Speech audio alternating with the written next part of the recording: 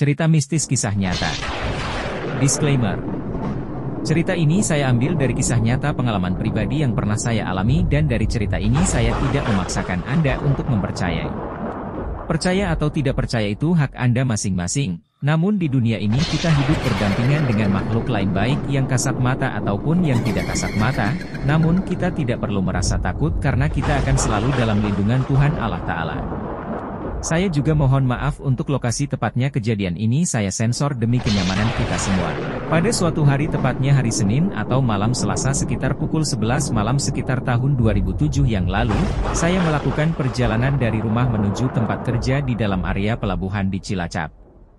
Seperti biasa saya berangkat kerja menggunakan sepeda kayu, kebetulan saya masuk shift 3 jam 12 malam. Jarak dari rumah saya ke tempat kerja sekitar kurang lebih 3-4 km. Singkat cerita, pada saat malam itu saya berangkat kerja, cuaca masih belum hujan. Seperti biasa saya perjalanan melalui Jalan Kendeng Sidanegara, lalu Jalan Jenderal Sudirman dan seterusnya menuju lokasi kerja di Pelabuhan Tanjung Intan Cilacap.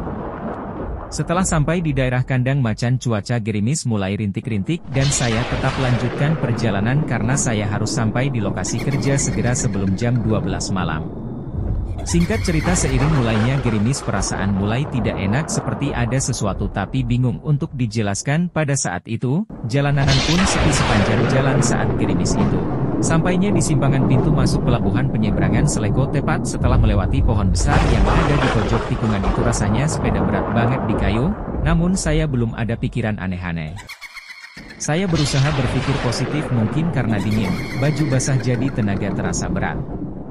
Posisi saya masih terus lanjutkan perjalanan dengan mengayuh sepeda, berhubung ternyata saya tidak diizinkan masuk melalui pintu utama maka saya diarahkan masuk area pelabuhan Tanjung Intan melalui pintu selatan.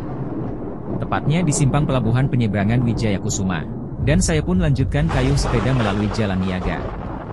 Sepanjang di Jalan Niaga, tepatnya di depan lapangan, kejanggalan kedua datang tiba-tiba. Ya, tiba-tiba di waktu bersamaan ban sepeda depan dan belakang kepes bersamaan, dan disitulah situasi mulai bikin pikiran kacau. Bukan karena hal lain pikiran kacau saat itu, tetapi ketika jalanan gelap, sepi dan hujan cukup deras ditambah ban kempes kedua-duanya.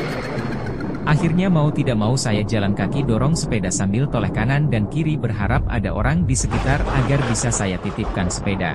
Namun hingga saya sampai di simpangan pelabuhan penyeberangan Wijaya Kusuma saya tidak menemukan orang sama sekali di lokasi yang bisa saya titipkan sepeda. Terpaksa saya lanjutkan jalan kaki sambil dorong sepeda sampai masuk area pelabuhan Tanjung Intan. Setelah saya sampai memasuki area pelabuhan Tanjung Intan, hujan yang tadinya lebat tiba-tiba berubah menjadi gerimis dan karena lelah berjalan kaki juga dingin karena baju basah, tepat di pertigaan depan.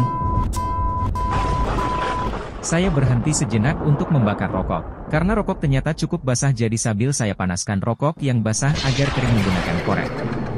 Saat saya keringkan rokok saya sambil tolak-toleh berharap ada seseorang atau kendaraan lain lewat agar ada sedikit penerangan di jalan.